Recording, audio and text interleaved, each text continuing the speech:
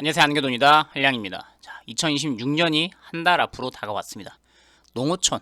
자, 뭐 도심에 사시는 분들은 아니고 농어촌에 사는 전국에 약 70여 개 지자체가 있습니다.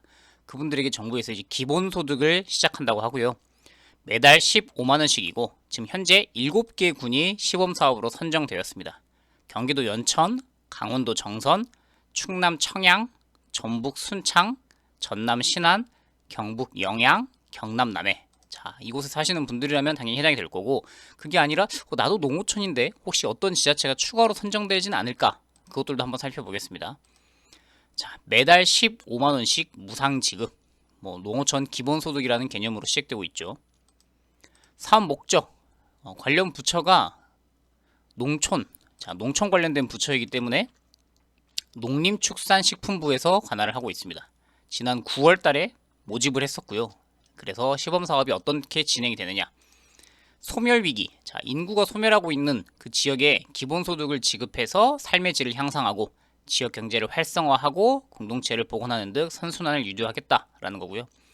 전체 인구 감소 지역이 약 70개라고 말씀드렸던 게 69개가 지금 되어 있습니다. 인구 감소 지역.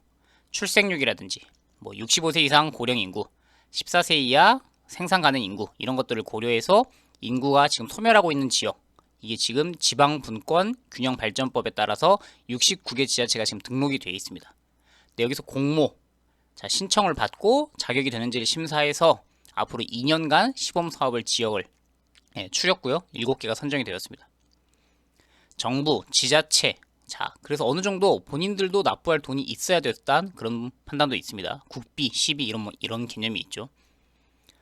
자, 지원 내용은 30일 이상 그 군에 주민등록 거주자 살고 있었으면 15만 원씩 지역사랑 상품권으로 지급을 합니다. 자, 이게 시범 사업이니까 최소 2년간은 지급이 되고 매달 지급이 되니까 상당히 경제적으로 도움이 되는 그 정도 수준이겠죠. 혹시나 여기 이 지역에 사시는 기초수급자 분들이라면 뭐 정부 공적소득으로 잡힐지 그 부분은 수급자 제도 개편되는 것을 좀 사항을 봐야겠습니다.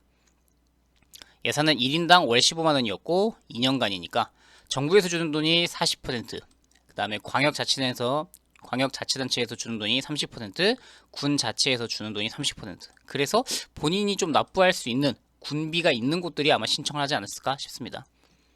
지방비는 총 69개 지역이 농어촌 인구감소 지역이 이렇게 등록되어 있습니다. 뭐 대구, 인천 2곳, 경기도 2곳, 강원도 10개, 충북 5개, 충남 6개, 전북 7개, 전남이 아마 제일 많네요. 16개, 경북 10개, 경남 10개. 이렇게 해서 지금 69개 군이 있는데 이 중에서 신청은 대부분 했고, 근데 이 중에서 선정한 내용은 오랜 기간 뭐 지역 소멸 위험도 얼마나 제일 위험하냐, 그 다음에 지자체가 이거를 좀 제대로 실현할 수 있는 가능성이 있느냐, 아까 군 자체에서도 본인들 예산을 투입을 해야 되니까요. 여러 가지 고려해서 선정을 했다.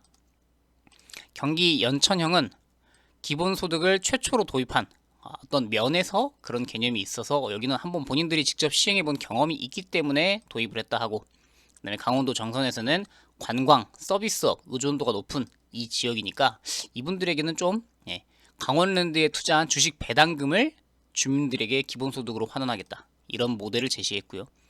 충남 청약은 어떻게 선정이 됐냐, 본인들이 쓴 돈이 다른 역외, 다른 곳으로 빠져나가지 않도록 순환, 그 안에서 돈이 돌도록 하겠다라는 그 선순환 효과를 좀 기대해 보겠다.